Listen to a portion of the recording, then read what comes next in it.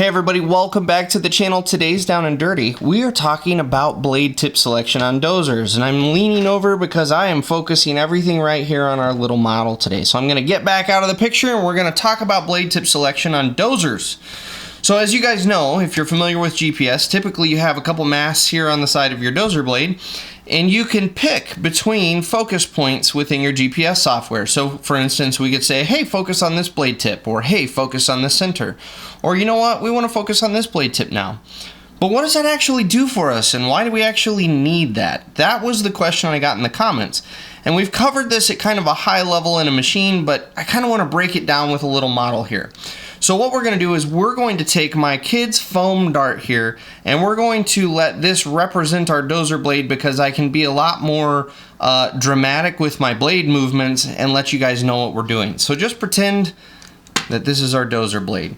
So we have a blue tip, we have a pink center point, and we have an orange tip to our actual dozer blade there. And that's going to represent our 3 selection points. So normally, probably 95-98% of the time, most guys and girls are going to run with the center point selected. And basically what that means is the dozer is going to focus on whatever is under the center point of the blade and use that to set grade.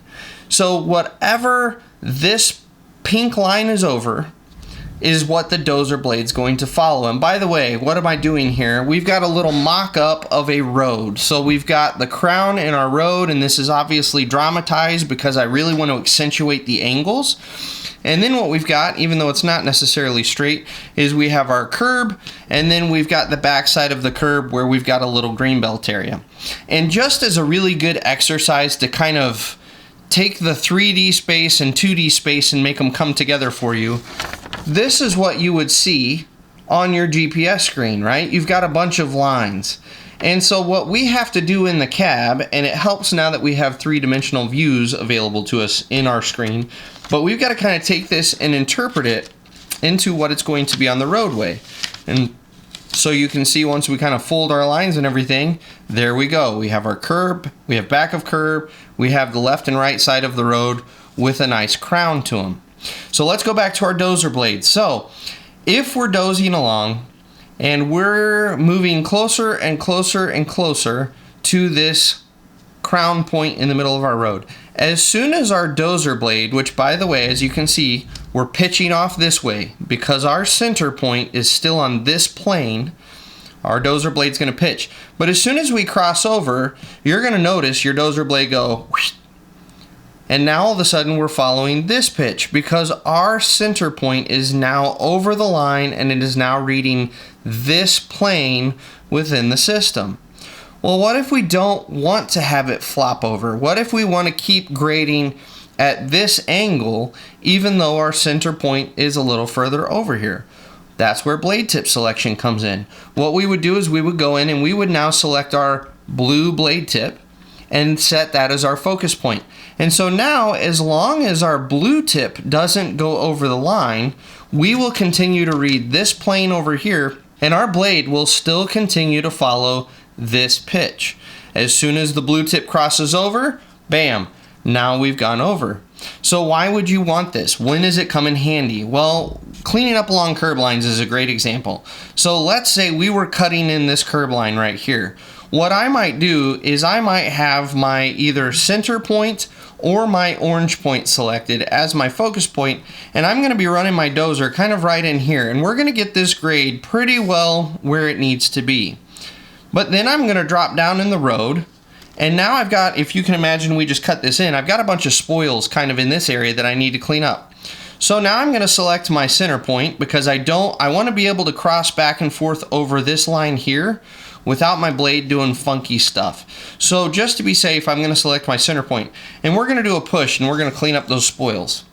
But as you can imagine, as we clean up those spoils, some of those spoils are going to roll back onto this shelf. Not very far, but they're going to roll onto this shelf. Well, now I want to be able to follow this grade and angle my blade back so that I can pull those spoils back into my center point here.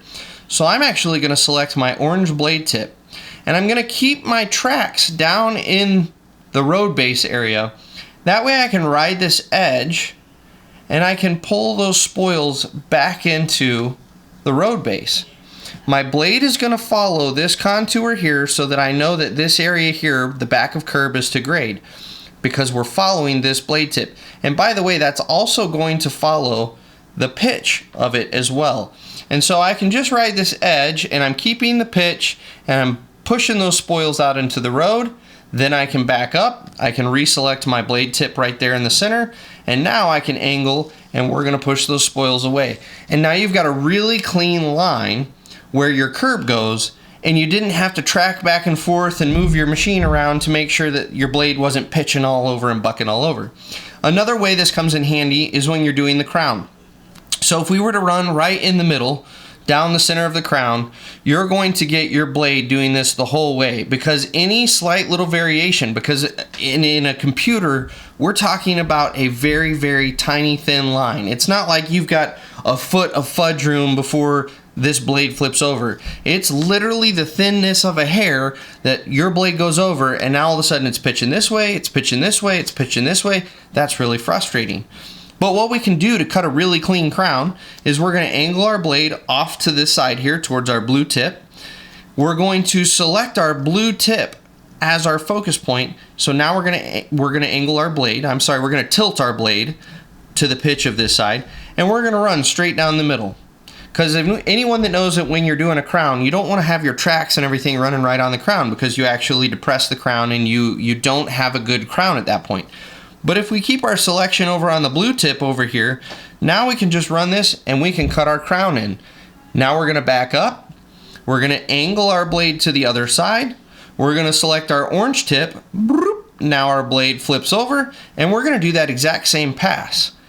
And now we've got an incredibly clean crown area that we don't have to worry about touching. And so now what we're going to do is we're going to select our center point, we're going to angle away from the center, and we're going to clean up the rest of this side. And now we don't need to switch our focus point at all. With the same center point selected, we'll come along here and clean up this side. So that's how you can use blade tip selection to work around funky angles and different pitches without having to maneuver your machine all over and make sure you're riding the correct line and all of that. Now, with some of the advanced machines, like some of your greater blade attachments for skid steers and things, you can actually tie, by the way, with graders, actual full-size graders, you can do this as well. You can tie one of these focus points to a line so that as you're going along, this point will ride exactly on this line. And so the machine can be moving back and forth left and right, and as long as you're within the swing of the blade left to right, it will keep you in line. And the only way you do that is by selecting your focus points. So that's yet another way that you can use focus points, but obviously you can't do that with a dozer. You'd have to have a grater blade of some sort. So there's a quick overview to blade tip selection, why it matters, and what scenario you would use it in. So as always, I hope this helps. Feel free to drop any questions down in the comments, and we'll catch you on the next Down and Dirty.